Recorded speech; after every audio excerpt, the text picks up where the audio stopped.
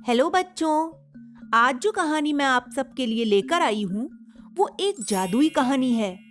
इस कहानी का शीर्षक है जादुई मोती और झरना। एक बार की बात है, घने जंगल में शिगोनी नाम का एक सुंदर झरना था। एक सुबह शिगोनी ने सोचा कि एक ही जगह पर रहते रहते मैं थक गई हूँ। कितना अच्छा होता कि यदि मैं घूम पाती। इसलिए उसने पास की नदी में रहने वाले मगरमच्छ से अपनी इच्छा जाहिर की।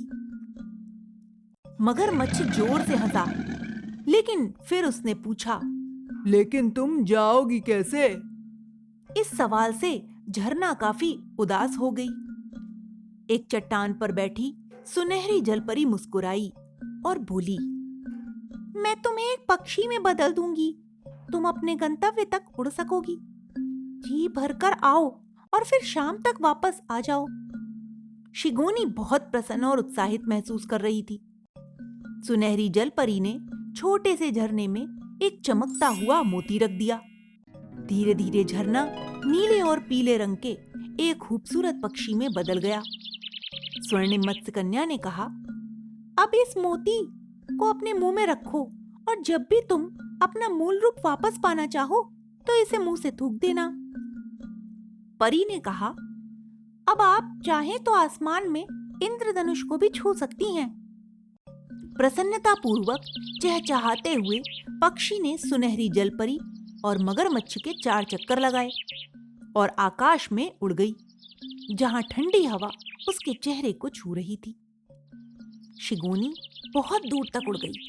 अपने पंख आसमान की ओर फैलाए इंद्रधनुष के खूबसूरत रंगों को निहारती हुई उसे लगा कि वह गुलाबी और नीले बादलों से घिरी हुई उड़ती ही जा रही है।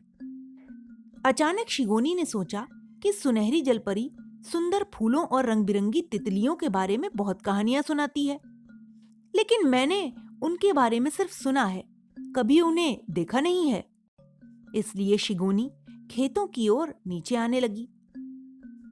लेकिन उसे बहुत कम पेड़ मिले। जमीन के कुछ हिस्सों में छोटे पेड़ दिखाई दे रहे थे, लेकिन ज्यादातर जगह सूखी और बंजर थी। वहां कोई पेड़ नहीं था, कोई झाड़ियां नहीं थी और ना ही कोई फूल था।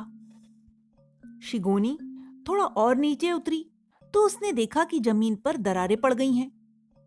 कुछ बच्चे उदास होकर एक तरफ बैठे थे और आसमान की ओर देख रहे थे। शिगोनी को अचानक महसूस हुआ कि बहुत दिनों से बारिश नहीं हुई है।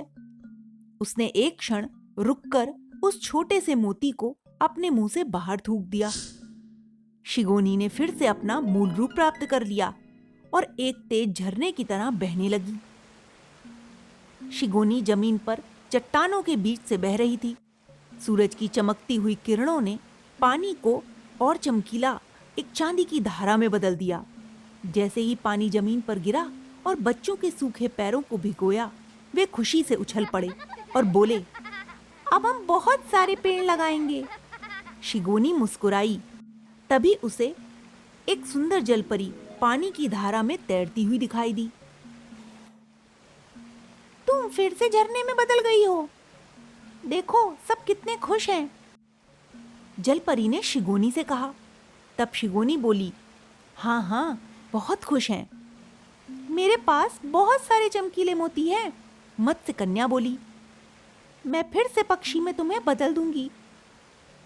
ठीक है, मैं फिर से पक्षी बन जाऊंगी और वह जगह ढूंढूंगी जहां फिर से पानी की जरूरत होगी। मैं भी तुम्हारे साथ ही रहूंगी।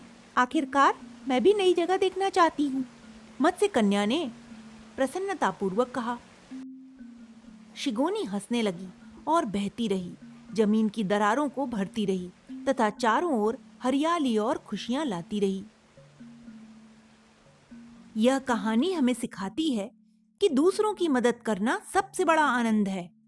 शिगोनी झरना अपने सपनों को पूरा करने के लिए उड़ान भरता है, लेकिन जब वह देखता है कि लोगों और प्रकृति को उसकी जरूरत है, तो वह अपनी खुशी को छोड़कर उनकी मदद के लिए वापस आ जाता है। इससे हमें यह समझ में आता है कि हमारी छोटी छोटी कोशिशें दूसरों के जीवन में बड़ी खुशियां ला सकती हैं।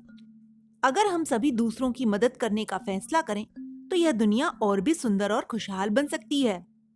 इसलिए हमेशा दूसरों की जरूरतों को समझें, प्रकृति का ख्याल रखें और मिलकर एक बेहतर भविष्य बनाने की कोशिश करें।